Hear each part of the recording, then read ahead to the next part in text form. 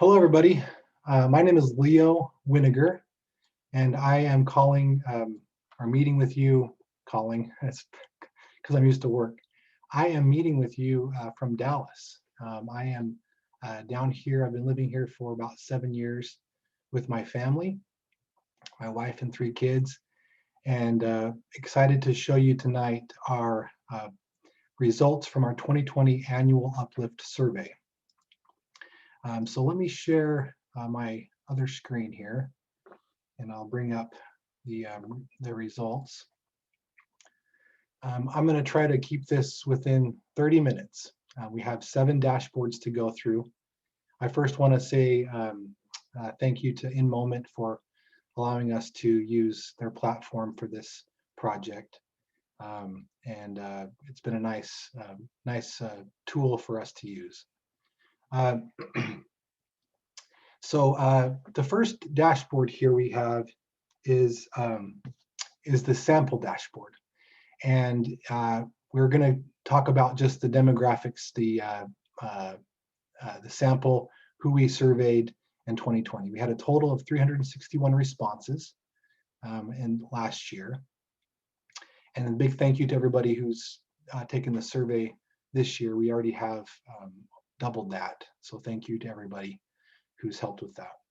And I'll walk through our mission and the objective of this survey, our disclaimer, and our limitations. So our mission for Uplift Community of Faith, our primary mission is to serve those who are questioning or doubting, and also their loved ones. So we always are trying to build bridges with those who believe differently, in hopes that we can reduce pain and the heartache that comes with the difficulties of a faith crisis. And we are led and assisted by volunteers. We conduct this annual survey to better understand, this is our objective for this survey. We conduct this annual survey to better understand those who question and their unique journeys toward or away from faith. Our disclaimer is that we do not represent the Church of Jesus Christ of Latter-day Saints. We refer to this as the church throughout our report. Limitations, we operate with 0 budget in Uplift. We're a totally volunteer organization, so no money exchanged. We used Google Forms to collect the data, and our sampling was limited to online solicitation. So we asked a few demographic questions in 2020. We have more this year, but last year we had a few that we can go through. So our ages here, you can see we just used bar charts to show the distribution. And then church attendance, how people describe themselves, if they're active or not. So not active here and very active here. The relationship with the church. If they were born into the church and no longer a member, so you can see the different answers here. We had a little bit of trouble with the data. We're not professional researchers, so we had to change this question midway through, about 86 responses or so. We had to change the answers to this question. A lot of these probably would have gone into I was born into the church and still a member. That seems to be where most people are in the survey. Faith journey question. We have different ways people described themselves in their faith journey. You can see here, some people say they never question or doubt, only 6 people. Most people were here as saying that they question and sometimes doubt. Second most, I guess.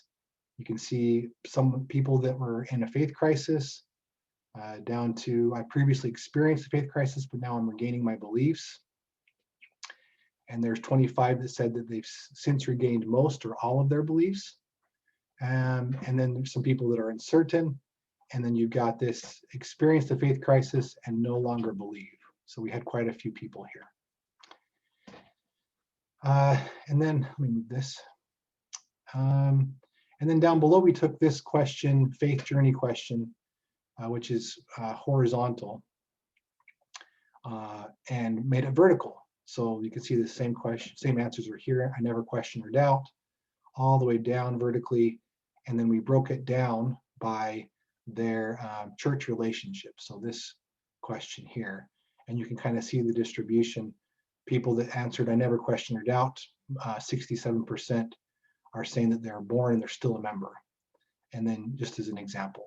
And then we've also put the other in here, we've layered that in. So I'm not going to spend too much time talking through these, but these are just to give you an idea of who's behind these numbers in this faith journey. So we just wanted to see of all the people that say, for example, they have questions, sometimes doubt, 77, who are they? So 84%, they're saying on church attendance that they never miss. And then 124 people that no longer believe, you can see down here, no longer believe. We have quite a few people that are still very active. They say they never miss.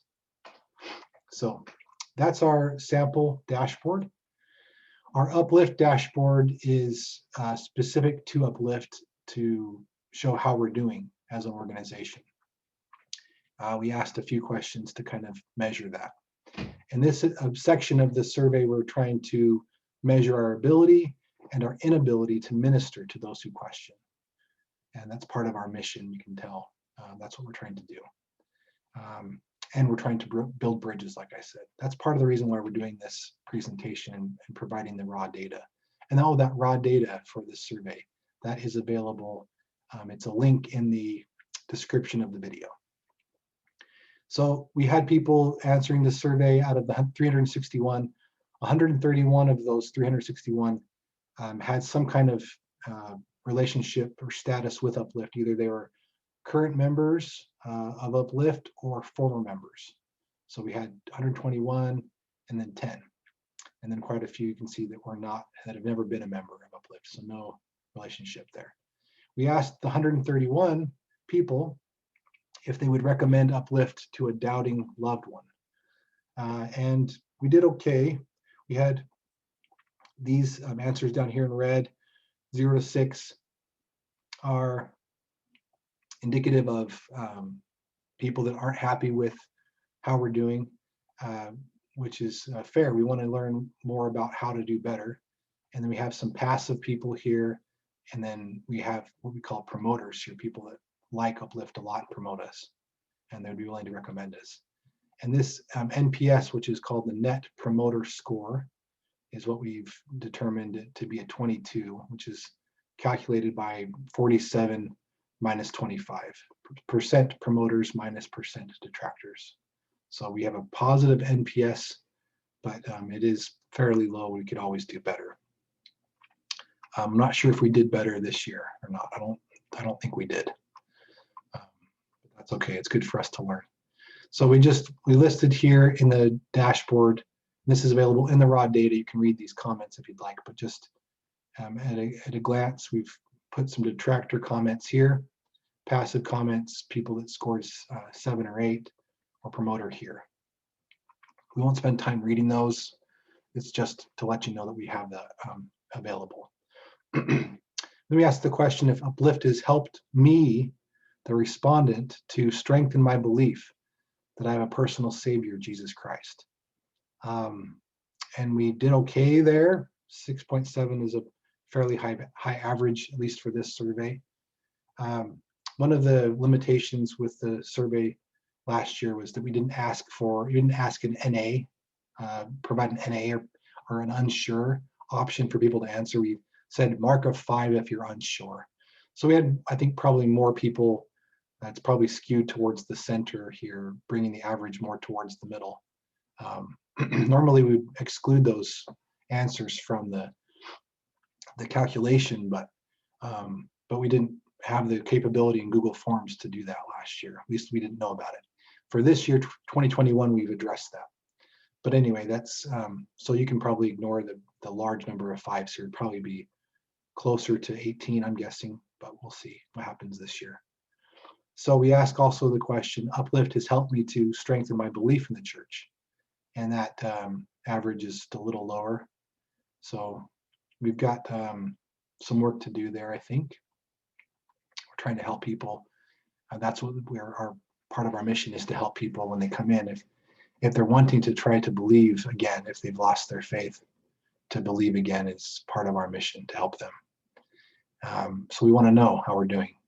And then Uplift has helped me to learn how to better minister to those who question or doubt. So for the family members or friends of people that are doubting, who come into Uplift to try to learn how to, because they're also suffering and pain because of a family member of faith crisis. We try to help them too. And so you can see how we did there. We did a little bit better on the average. And then we broke down the faith journey question again that we saw on the previous dashboard. Faith journey layer from horizontal as it was before to vertical. And then we did a distribution within, stacked bar within to show whether or not who's promoting us. So you can see people that are questioning and never doubting have quite a few promoters versus passive versus detractors. We did pretty well in this category, questions and sometimes doubt. So we're serving these people pretty well, looks like. Down below, you can jump to this. People that, and people that have regained did okay there, 9 and 9. Passives aren't, that's not a low score. It's just not considered a promoter, someone that would promote Uplift. But you can see the people that no longer believe that we're probably former members of Uplift that were with us and then left. Most of them don't recommend Uplift, and that would make sense. So then we have just a summary below. You can see that there. All right, I'll jump to the beliefs section.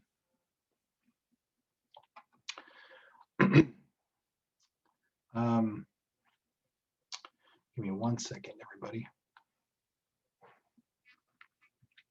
I'm gonna have to stop my video. I know this is live, but I have to help my little boy. I'll be right back.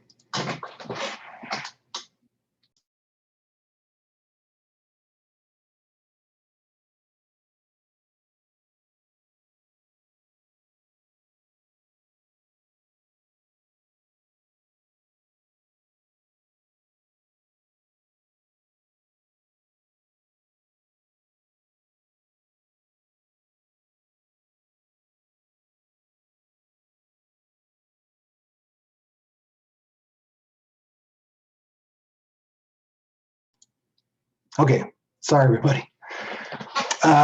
Yeah, so kids, we have to take care of kids, even if we're on a live video. Thanks for your patience, everybody. Okay, so beliefs. We ask people what they believe. And you can see, well, while I've been gone, hopefully you can get a head start here. But our section objective is to measure what people believe and disbelieve about the core church doctrines. And we've tried to ask about all the key or main, the primary truth claims, or the core church doctrines, whatever you want to call them, the things that make the restored gospel the restored gospel. So the first one we have is they believe they have a personal Savior, Jesus Christ, not unique to the restored gospel, but it is part of our belief system. Average of 6.07, fairly split. You can tell 0 and 10, highest scoring answers. And this is back up to 361 again. We were down just for the Uplift section, people that were associated with Uplift, and now we're back to everybody.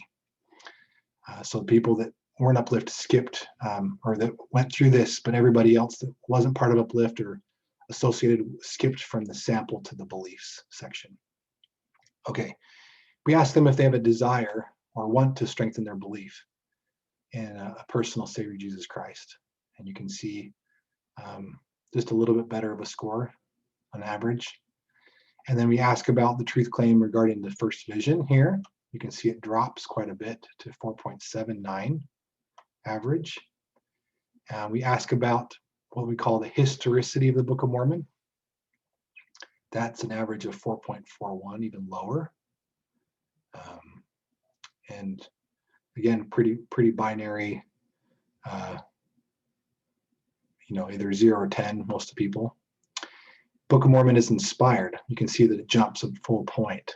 So people that, I would say a fair amount of people in the church who believe the Book of Mormon is inspired or a good book, but don't believe it's a historical record. So that's reflected here. The church is led by living prophets and apostles who possess priesthood keys. So that's to do with whether or not our church, the Church of Jesus Christ of Latter-day Saints, has true authority from God. You can see the average drops again there.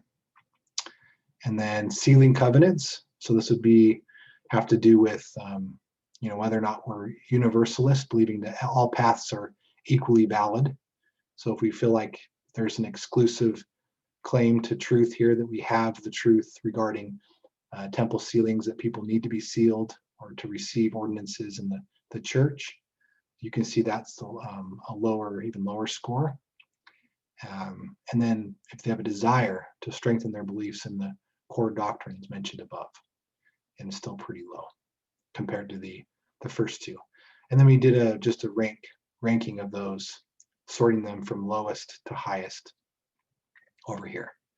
You can see that the lowest is this one here, and the highest is that I desire to strengthen my belief, and that if they believe in Jesus Christ. And then we took all of these scores of everybody and we gave them an average. We call it the average belief score. So it's just an aggregate, or total, all their scores combined, and then we divide it by the number of truth claims. So you can see pretty well split. You have 80 people that got that gave all of these a 0. So their average was a 0. And you have 80 people that scored all of these truth claims as a 10. So their average was a 10. And we have 40 9s and so on. So pretty split again, kind of interesting. Good balance, you could say. And then our belief groups, you can see we've categorized them into disbelievers versus middle, 5s, or believers. So again, pretty well evenly matched. 175 believers versus 172 disbelievers. So people that's these people here, we would say from 0 to 4 are disbelievers, this section here, and then 6 to 10 are believers. So we use that category, that segment, later on in the analysis and the other dashboards. And then we just have this Uplift membership belief groups. So basically how they relate to Uplift, their current member, former member, never, and their beliefs, their average belief score, where they fit. So that's our beliefs dashboard. Our impact dashboard is more, I'll explain. These first 5 dashboards, these ones here, 1, 2, 3, 4, 5, are just kind of a summary of the data. And these last 2, we tried to do a little analysis. So nothing too complex. I'm not a statistician. We're not statisticians. We just try to group the data together in interesting ways to show you. So impact. This section's objective was to measure engagement and impact related to the church and its members. So we tried to understand people's engagement related to the church and what kind of impact that has, their engagement. So we first asked about how can someone who doubts regain their belief in the core doctrines of the church. And then this is a choose many.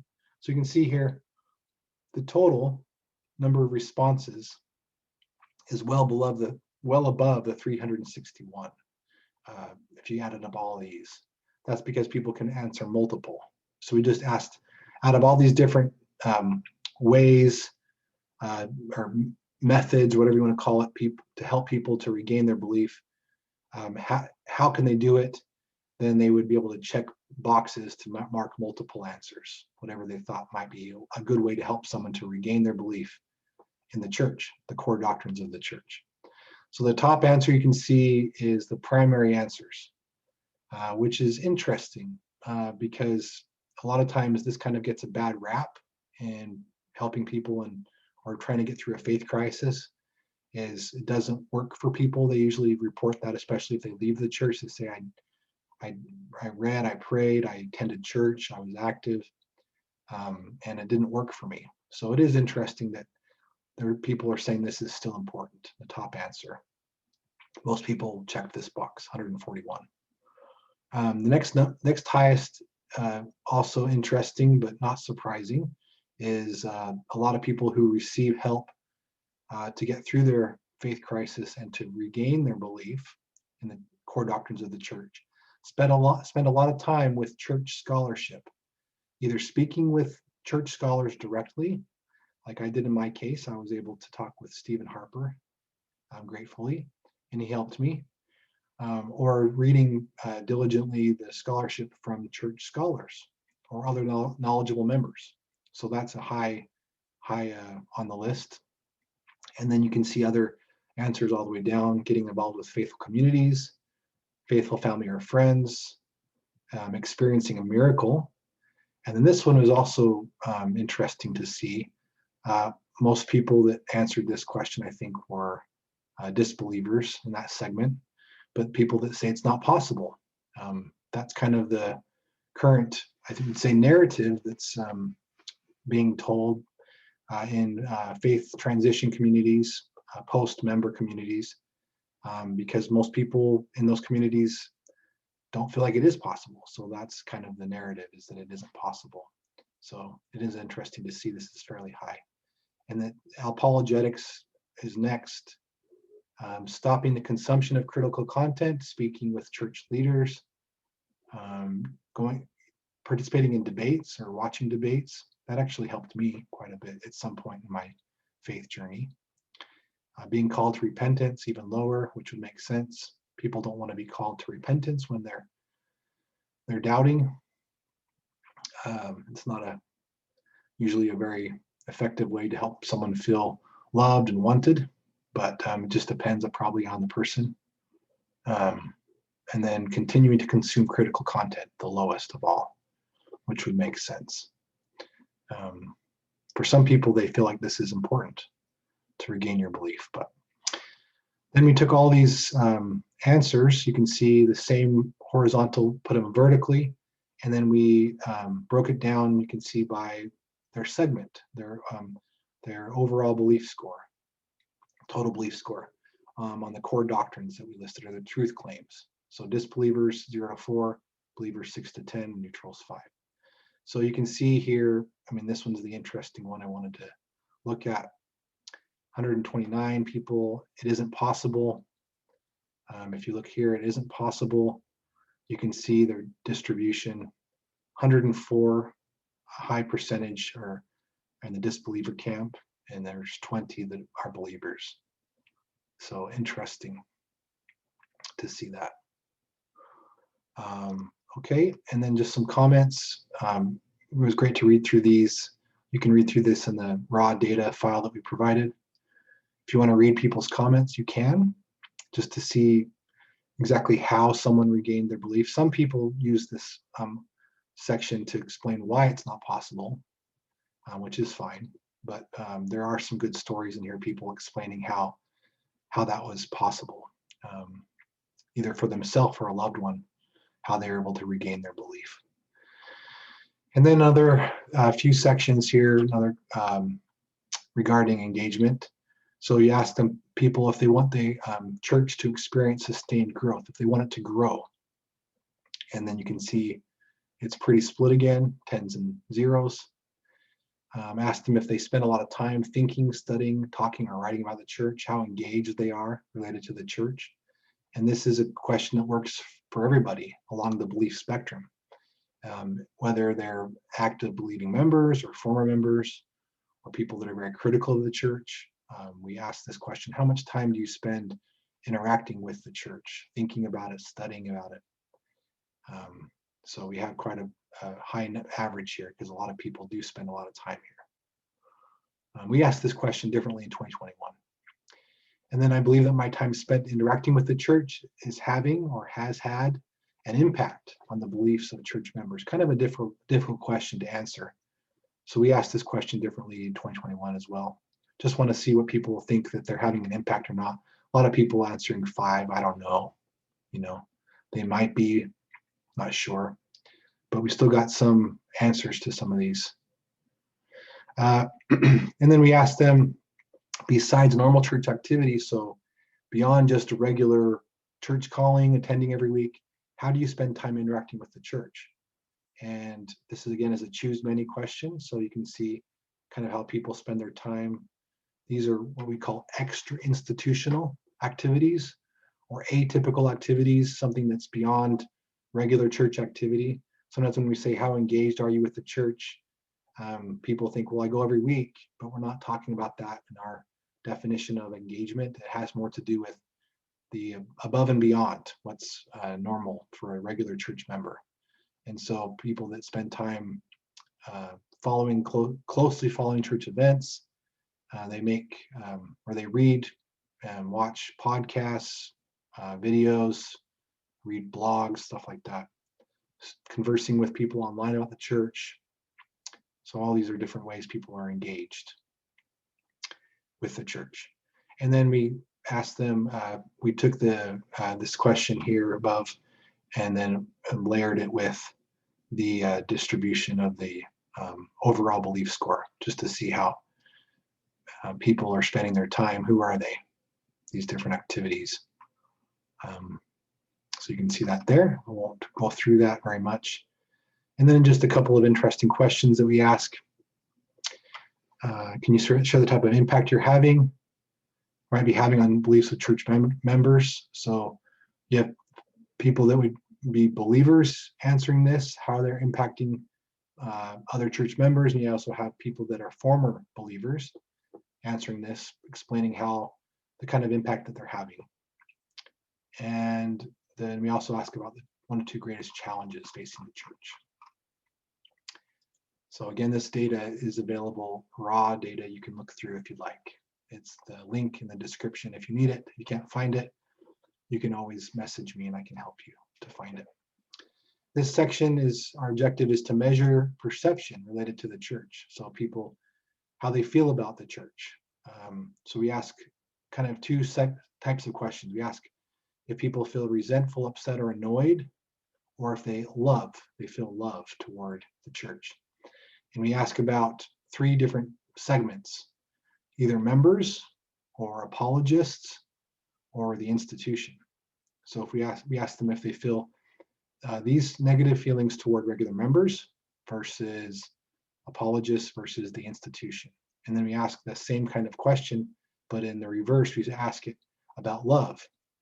And you can see here right away, there's kind of a difference between this one here, members up here feeling resentful towards them versus I feeling love towards regular members. You can see the difference, 8.13 average, which I think is the highest average on the survey. People love, no matter where you are in the belief spectrum, a lot of people really love members of the church. They feel a lot of love for them. They like them, I think, versus the regular members of the church feeling resentful towards them. You can see there is some, people are saying, I don't agree with this. So this is an agreement scale. I don't know if I explained that. So if people give a 0 here, we ask them, do you agree with this statement?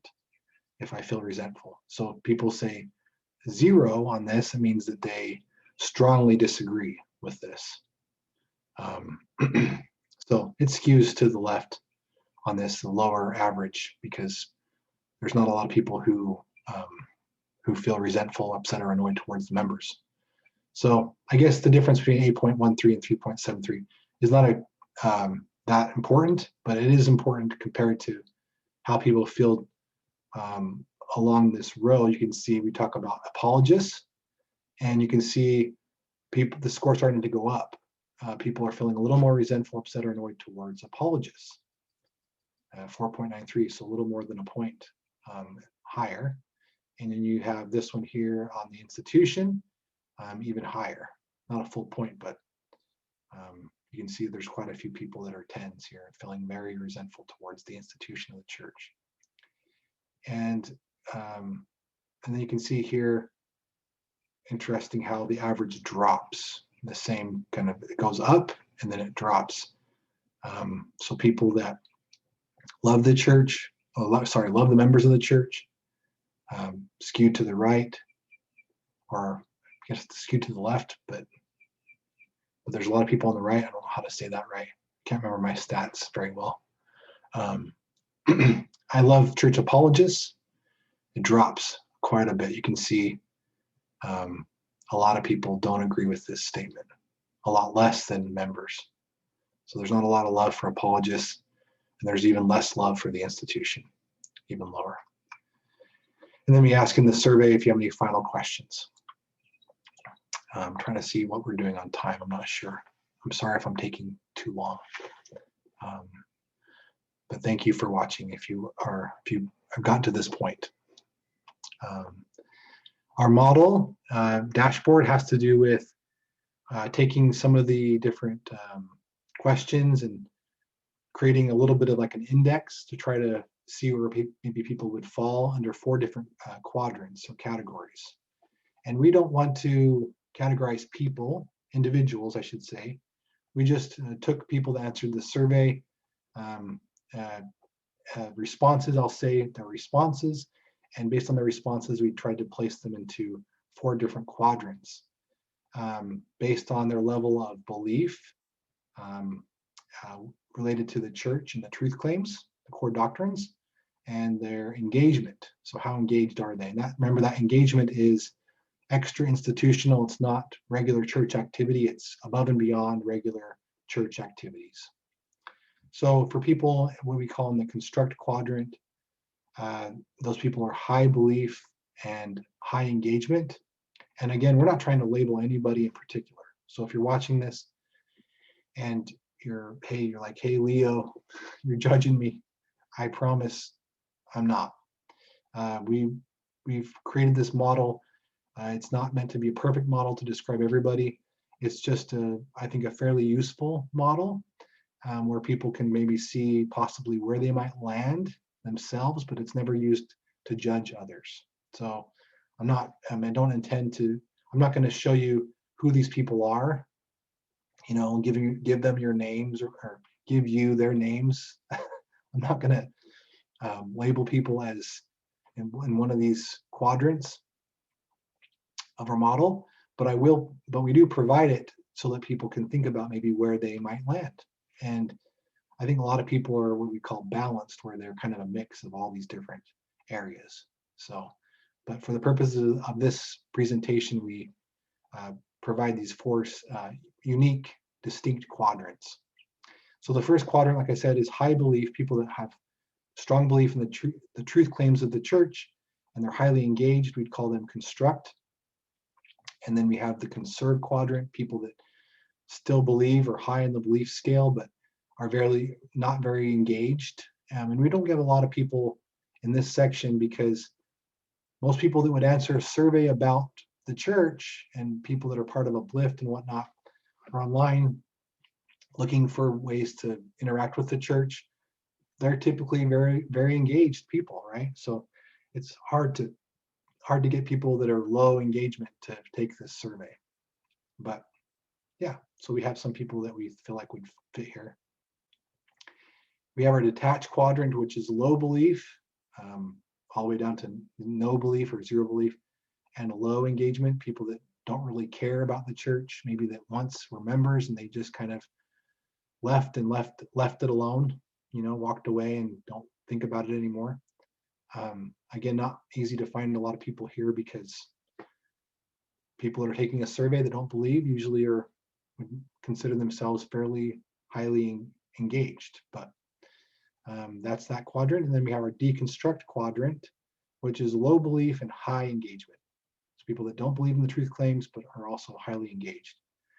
And just to show quickly what people said in these different quadrants, kind of some of their comments, I'll bring this up. This is in the raw data, but not formatted like this. So you can take a look at this. You can take a screenshot and read through this if you'd like. But I just provided, or we provided, I'll say, the Uplift team this view just to see what people were saying that were considered in the construct quadrant. So what kind of impact are you having? We asked them. And so you can see some of the things that they're trying to do to help people to stay in the church, for example, trying to promote the mission of the church. So kind of interesting there. We'll go back. And then you can also see here some of the comments from the deconstruct quadrant. So people that maybe would fall under there. And if you're reading these comments, again, I hope you don't feel like we're labeling you. I don't know. We don't know. I don't have your names here.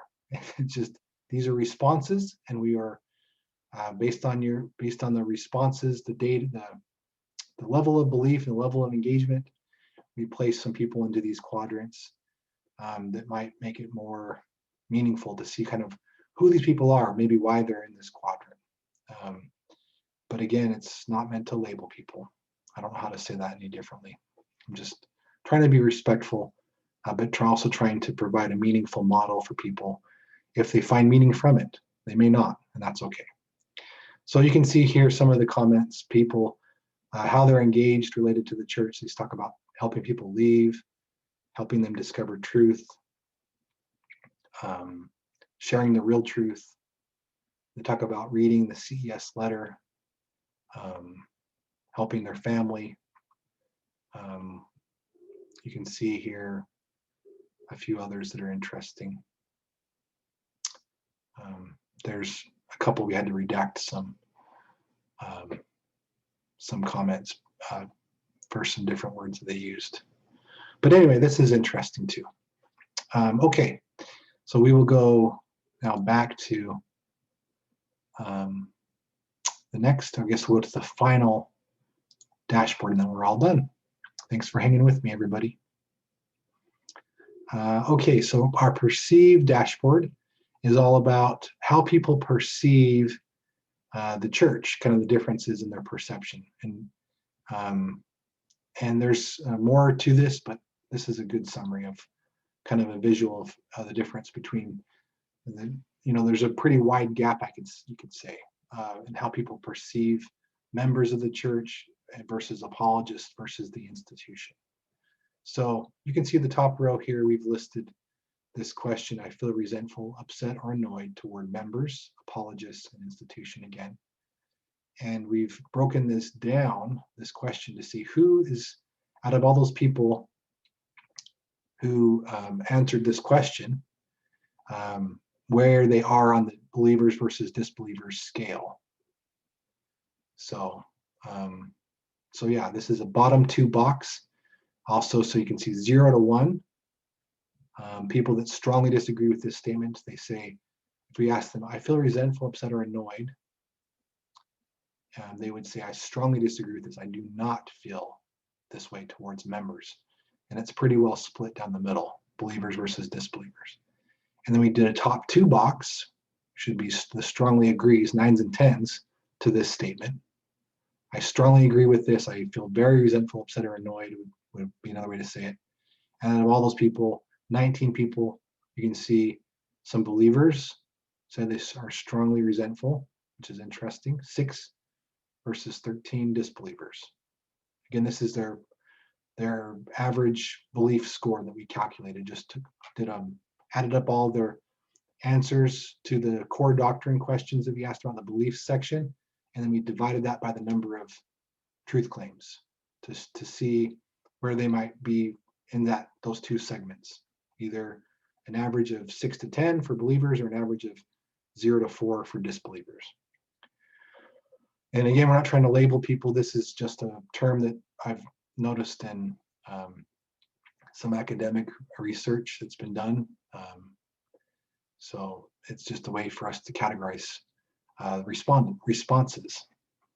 So then we asked this question about apologists. You can see, I feel resentful, upset, or annoyed toward. Again, we're going to look at this strongly disagree, the bottom two box on this question. So people that very strongly disagree with this statement, who are they? Well, there's 79 believers versus 14 disbelievers. So a lot of people that are believers feel, strongly disagree with this statement. And then you can see the difference here. So this is the difference in perception. How do people perceive apologists? So you see the 0s and 1s. Who are they? The believers versus disbelievers. There's a disparity there between the two, but even more of a disparity between the two. We have only one believer that strongly agrees with this versus 57 disbelievers. So you can say this differently. Belief seems to be a strong driver or indicative or correlates with their level of disagreement or agreement with these statements. So it's kind of like a predictive model, right? You can say if someone strongly disbelieves in the truth claims of the church, that would make sense though, right? It kind of makes sense, but it's nice to see the data. It shows us that kind of persuades the person or influences them or has predictive power in how they actually view apologists of the church. So again, this is an idea of perception, how people perceive apologists. If you're in the church and you believe, you generally don't feel resentful towards them. Some people still do,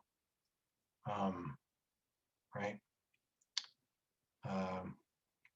Okay, so and then this other question, I feel resentful, upset, or annoyed toward the institution, 70 to 3. So this is strongly disagree, bottom two box. So people that strongly disagree with this statement, who are they? Well, there's 70 believers and only 3 disbelievers. So a lot of believers don't agree with this statement. They obviously like the institution, aren't going to feel resentful or upset towards it. So they disagree with that. And then who are these people here? People that strongly agree with the top two box, 9s and 10s on this. I strongly agree with this statement. Who are you? Well, most people here, 98 to 5, disbelievers versus believers. So very stark contrast between the two. Light blue versus dark blue, you can see. And then we ask it's the same kind of methodology below in the love section, but even more, the distinction is even greater. The divide is even greater. the polarity, whatever you want to call it, the difference in perception, right? So and with loving members, it's pretty even. You can see 93 to 88 on strongly agree. Not much of a difference there. This one's not many people, only 6 people said they disagree with loving the members. Not very many people feel that strongly about the members not liking them. But you can see on apologists, 85 to 1. And then look at this one, 116 to 1. People that love the institution. So let's talk about this one. I love the institution of the church. Do you agree with that statement? I strongly disagree with it, meaning that I score a 0 or 1. I do not like the institution. I despise the institution of the church, is what you could say. I'm the opposite of loving it. And so people that strongly disagree with this statement, who are you? Well, there's only one believer, 6 to 10 average belief, versus the disbelievers, 0 to 4, right here, 116 of them. So very strong predictor. If you don't believe in the truth claims of the church, you're going to be, you know, you're not going to love the institution, which makes sense. Okay, so I won't go through the last row, but because you get the idea. But I wanted to show everybody our 7 dashboards. And again, thanks to InMoment for allowing us to use this platform. It's not a reflection of them as a company necessarily. They're just a nice company, and they've allowed me to use this as kind of a project to work on.